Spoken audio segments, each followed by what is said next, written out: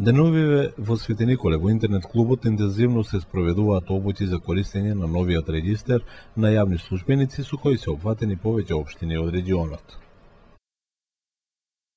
Од 24 април оваа година стапи на сила важењето на Законот за јавни службеници и од тој Закон за јавни службеници произлегува обврската и потребата за изготвување на електронски регистар на јавните службеници во Република Македонија.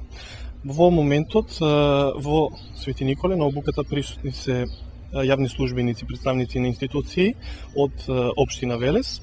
Освен општина Велес, во обуката ги имаме вклучено и јавните службеници од Свети Николе, од општина Велес, од општина Лозово и од општина Чашка. Обуките се спроведуваат од страна на Министерството за информатичко општество и администрација и конкретно обуките се спроведуваат на ниво на Република Македонија во интернет клубовите кои се отворени и работат во состав на Министерството за информатичко општество и администрација. Целта на обуката е да се обучат јавните службеници од споменатите општини да ги внесат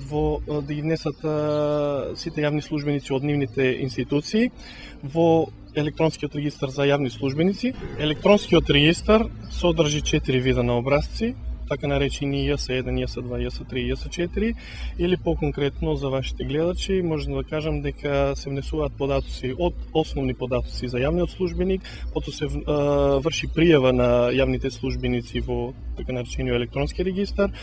Исто така постои образец каде што се внесуваат дисциплински и материјални постапки и одговорности на јавните службеници и постои посебен образец каде што се врши оценување на јавните службеници.